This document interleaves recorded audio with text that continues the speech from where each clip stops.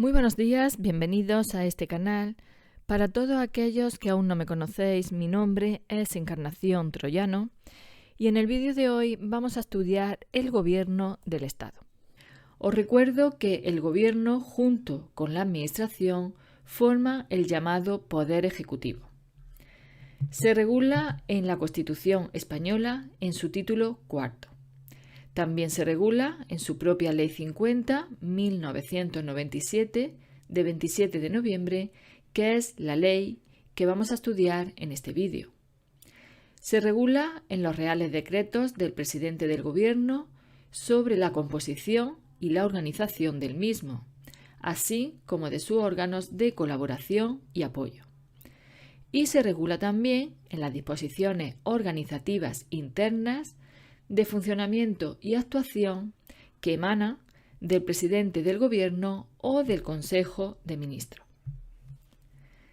El Gobierno dirige la política interior y exterior, la administración civil y militar y la defensa del Estado, y ejerce la función ejecutiva y la potestad reglamentaria, que es la capacidad para dictar reglamentos. Todo ello de acuerdo con la Constitución y con las leyes. Se compone de un presidente, vicepresidente en su caso, ministros y todos los demás miembros que establezca la ley. Tanto el vicepresidente como los ministros son nombrados y separados por el rey, a propuesta del presidente del Gobierno. La separación de los vicepresidentes del Gobierno llevará aparejada la extinción de dicho órgano, salvo el caso en que simultáneamente se designe otro vicepresidente en sustitución del que se haya separado. Los ministros sin cartera pueden existir o no. En el caso de que existan, se determinará por Real Decreto el ámbito de sus funciones, la estructura administrativa y los medios materiales y personales que queden adscritos al mismo. Los miembros del Gobierno no pueden ejercer otras funciones representativas que las propias del mandato parlamentario. No pueden ejercer cualquier otra función pública que no derive de su cargo, ni tampoco actividad profesional o mercantil alguna. La ley regulará el estatuto e incompatibilidades de los miembros del Gobierno. El Gobierno en funciones, que es un gobierno provisional hasta que toma posesión el nuevo Gobierno, no podrá ejercer las siguientes facultades: aprobar el proyecto de ley de presupuestos generales del Estado y tampoco puede presentar proyectos de ley al Congreso de los Diputados o, en su caso, al Senado. Para ser miembro del Gobierno se requiere ser español, mayor de edad, disfrutar de los derechos de sufragio activo y pasivo. Os recuerdo que el sufragio activo es el derecho que todo ciudadano tiene a votar y que el sufragio pasivo es el derecho que tiene todo ciudadano a presentarse como candidato a unas elecciones. También se requiere no estar inhabilitado para ejercer empleo o cargo público por una sentencia judicial firme. Y se requiere reunir el resto de requisitos de idoneidad previstos en la ley que regule el ejercicio del alto cargo de la Administración General del Estado. El Gobierno cesa tras la celebración de elecciones generales, pérdida de la confianza parlamentaria previsto en la Constitución. Estamos hablando de la cuestión de confianza y de la moción de censura. Y también cesa por dimisión o fallecimiento de su presidente. En este caso, el gobierno cesante continuará en funciones hasta la toma de posesión del nuevo gobierno. Las reuniones se realizan en Consejo de Ministros y en comisiones delegadas del Gobierno. Vamos a ver el Consejo de Ministros, que es el órgano colegiado del Gobierno. A las reuniones del Consejo de Ministros podrán asistir los secretarios de Estado. Excepcionalmente podrán asistir también otros altos cargos cuando sean convocados para ello. Las deliberaciones del Consejo de Ministros son secretas y de las sesiones del Consejo de Ministros se levantará un acta en la que debe figurar las circunstancias relativas al tiempo y lugar de su celebración, la relación de asistentes, los acuerdos adoptados y los informes que se hayan presentado. El Consejo de Ministros podrá avocar para sí el conocimiento de un asunto cuya decisión corresponda a las comisiones delegadas del Gobierno. Dicha avocación la propone el presidente del Gobierno, se realiza mediante un acuerdo motivado y contra ella no cabe recurso.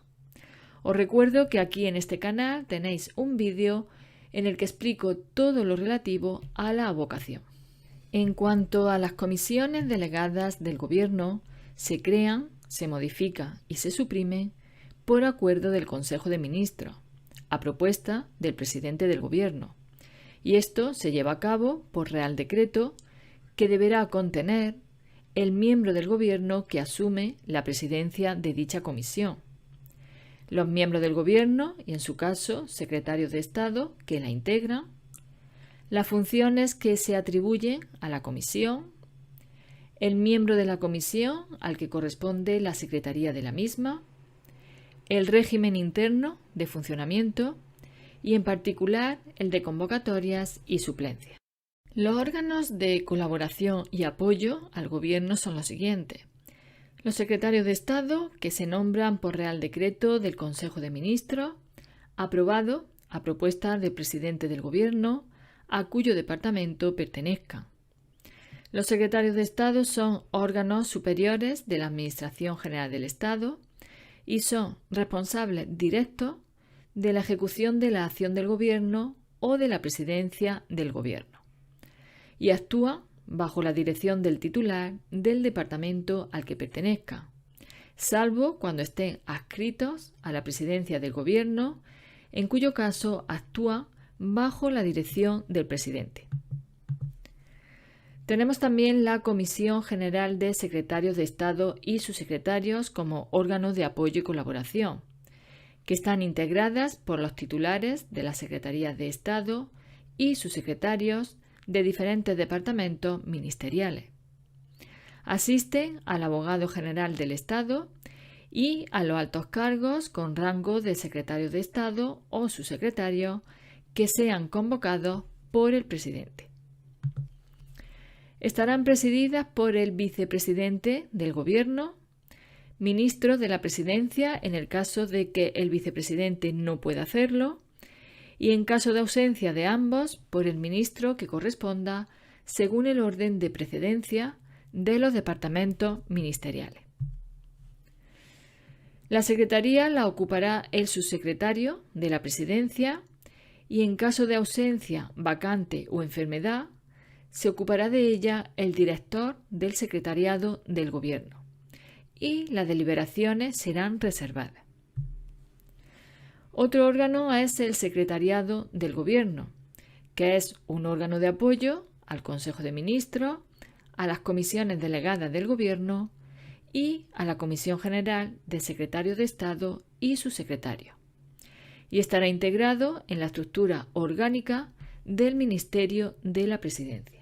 Por último, tenemos a los gabinetes, que son órganos de apoyo técnico del presidente del Gobierno, vicepresidente del Gobierno, ministro y secretario de Estado.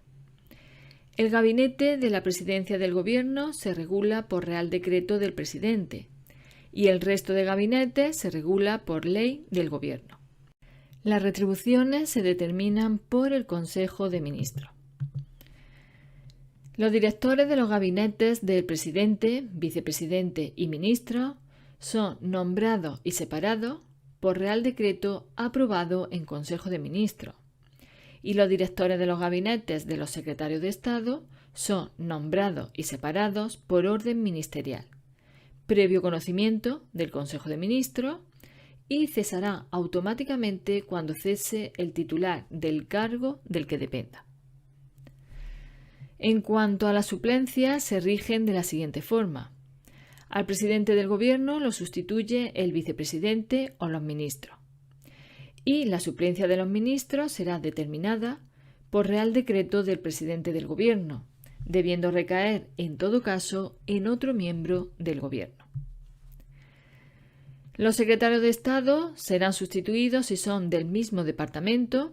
Se determinará dicha sustitución según el orden de precedencia, que se derive del Real Decreto de Estructura Orgánica del Ministerio.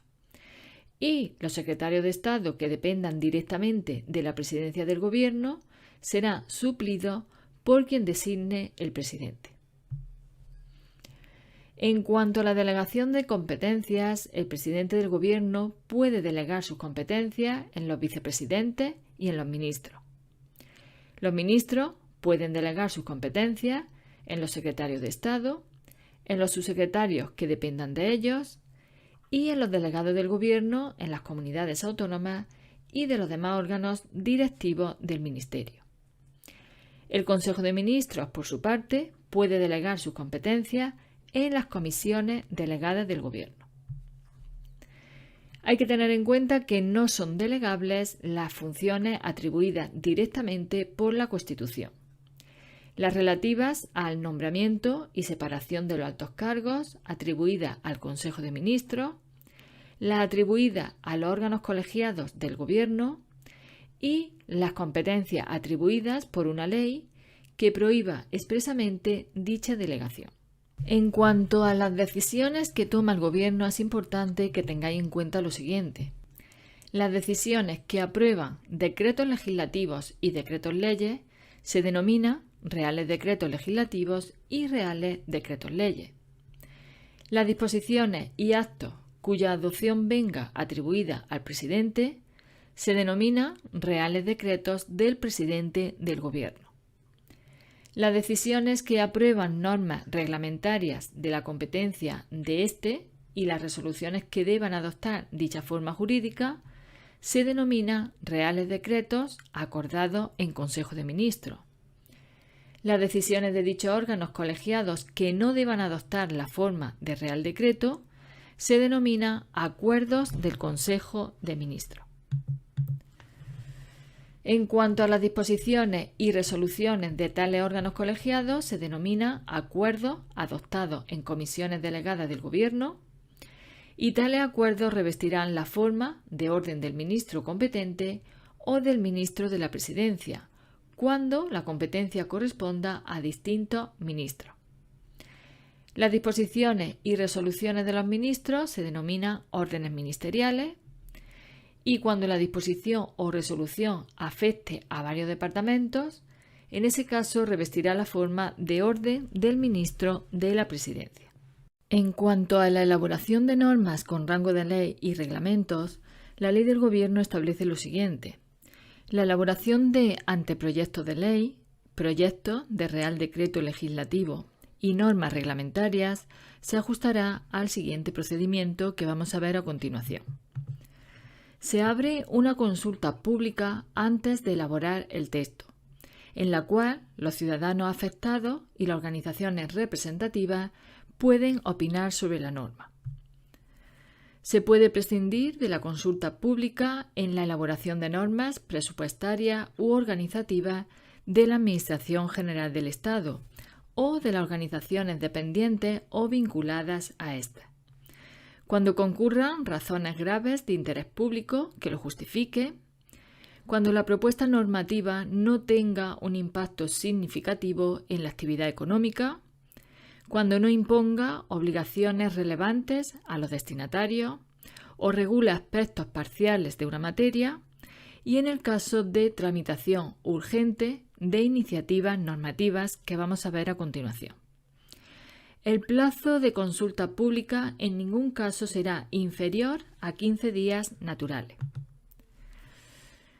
El centro directivo competente elaborará con carácter preceptivo una memoria del análisis de impacto normativo que deberá contener los siguientes apartados: la oportunidad de la propuesta y alternativas de regulación estudiadas, el contenido y análisis jurídico, el análisis sobre la adecuación de la norma propuesta al orden de distribución de competencias, el impacto económico y presupuestario.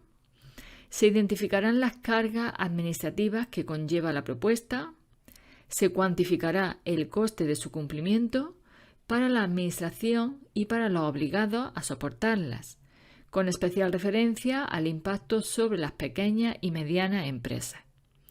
Impacto por razón de género, un resumen de las principales aportaciones recibidas en el trámite de consulta pública y un impacto por razón de cambio climático. Recabará, además de los informes y dictámenes que resulten preceptivos, estudios y consultas, y los informes preceptivos se emitirán, salvo que normativamente se establezca otra cosa, en un plazo de 10 días o en un mes cuando el informe se solicite a otra administración o a un órgano u organismo que esté dotado de especial independencia o autonomía.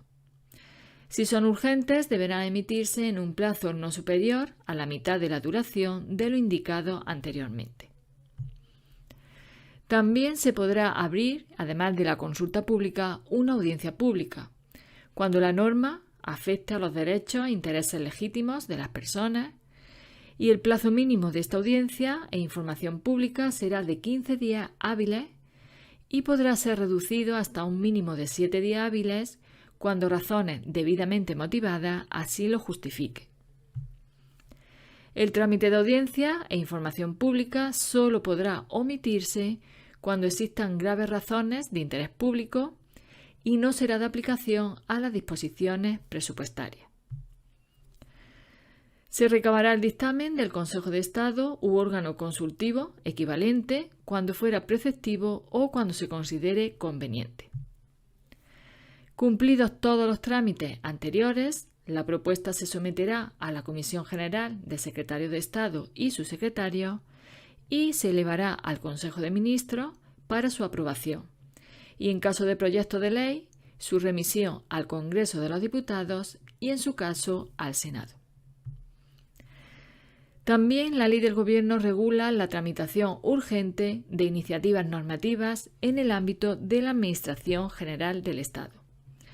Esta tramitación urgente la acuerda el Consejo de Ministros a propuesta del titular del departamento al que corresponda la iniciativa normativa, para la elaboración y aprobación de anteproyectos de ley, reales decretos legislativos y de reales decretos, en alguno de los siguientes casos: cuando fuera necesario para que la norma entre en vigor en el plazo exigido para la transposición de directivas comunitarias o el establecido en otras leyes o normas de derecho de la Unión Europea, y cuando concurran otras circunstancias extraordinarias que, no habiendo podido preverse con anterioridad, exija la aprobación urgente de la norma.